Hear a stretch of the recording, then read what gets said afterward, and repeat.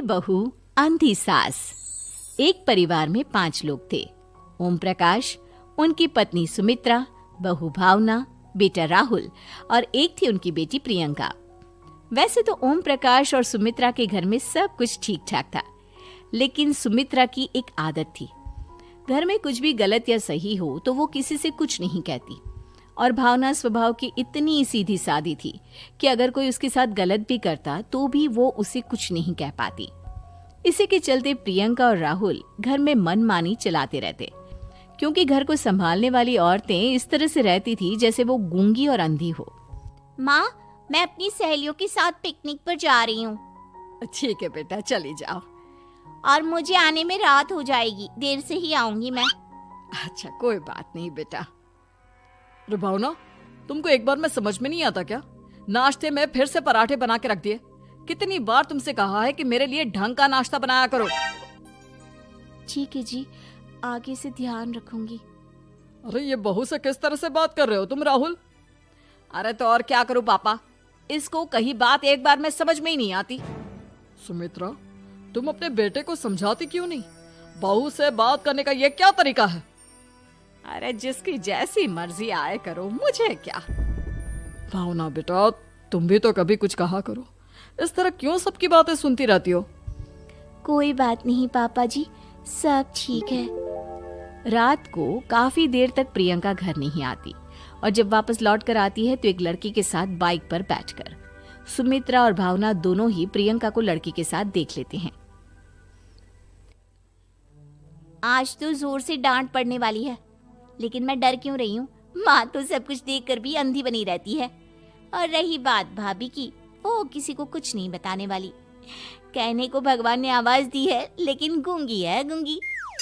अरे प्रियंका बेटा, इतनी रात को कॉलेज से लौट कर आ रही हो? कहाँ गई थी तुम? पापा, वो सहेली के घर पर थी, पढ़ाई करने के लिए रुक गई थी। अच्छा, ठीक है, जाओ अपने कमरे में जाओ और सो जाओ। सुमित्रा ने अपनी बेटी को एक लड़की के साथ इतनी रात को आते देखकर भी उससे कुछ नहीं कहा, और भावना ने भी इस बारे में किसी से कोई बात नहीं की। कुछ दिनों के बाद मामा जी का फोन आया था। उन्होंने प्रियंका के लिए कोई रिश्ता ढूंढा है। लड़के वाले उसे देखने आ रहे हैं। अरे मुझे नहीं करनी शादी वादी, किसी लड़की को बुलाने की कोई जरूरत नहीं है। ये तुम क्या कर रही हो प्रियंका बेटा? तुम्हारी शादी की उम्र हो चली है और तुम्हारे मामा जी ने बहुत अच्छा रिश्ता बताया है। पापा, अब जिद क्यों कर रहे हैं? और आप क्यों मेरी मर्जी के खिलाफ शादी कराना चाहते हैं? अरे माँ, इसको समझाइए ना। आपकी बेटी, आप तो बस चुपचाप सब कुछ होते हुए भी देखती रहती हैं।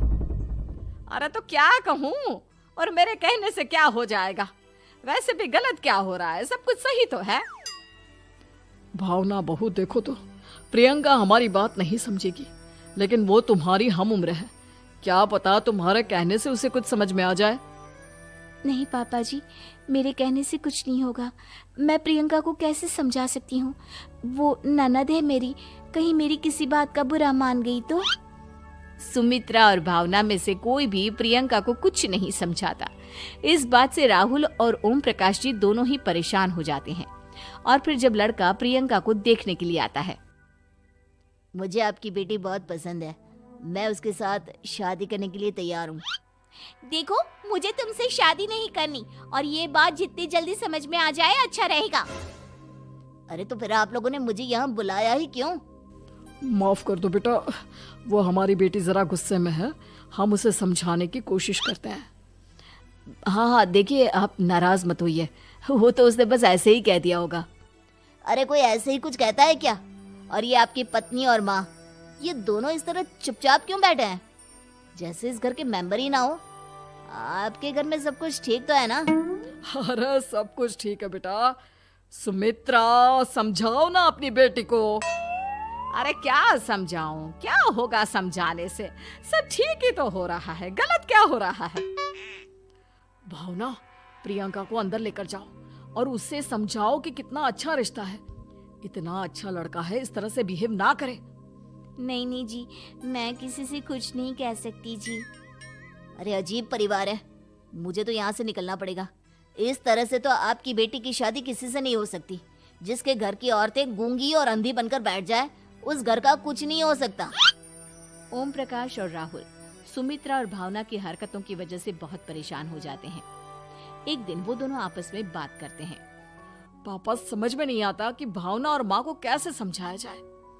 सही कहते हो बेटा, तुम और मैं काम के सिलसिले में सारा दिन घर के बाहर रहते हैं और घर की दोनों औरतें जिन्हें सारा घर संभालना चाहिए गूंगी और अंधी बनकर बैठी हैं। पापा, आप ही बताइए इसका क्या उपाय है। मेरी तो कुछ समझ में नहीं आता बेटा, लेकिन हमें कुछ तो करना पड़ेगा क्योंकि इन सब की वजह से प्रियंका बहुत ज्यादा बिगड़ती जा रही है। तुमने देखा उसे किस तरह से बिहेव किया था। अरे लेकिन पापा, हम करेंगे क्या? हमें एक नाटक करना होगा। कुछ दिनों के लिए हम भी गूंगे और बहरे बन जाते हैं, उसके बाद इन दोनों औरतों को अकल आएगी। हाँ पापा, शायद आपकी बात ठीक है। हम दोनों हर बार बात को संभाल लेते हैं और इसी वजह से माँ और भावना कुछ भी करने की कोशिश ही नहीं करते। और फिर अगले दिन, भावना, नाश्ते में क्या बनाया है? जी पराठे बनाए हैं। मेरे लिए पोहा बना दो। अच्छा जी ठीक है, अभी बना देती हूँ जी। बहू, नाश्ते में क्या बनाया है? पापा जी, पराठे हैं और पोहे बन रहे हैं। अरे बहू, मुझे तो उपमा खाने का मन था, मेरे लिए उपमा बना दो। ठीक है पापा जी, अभी बना देती हूँ।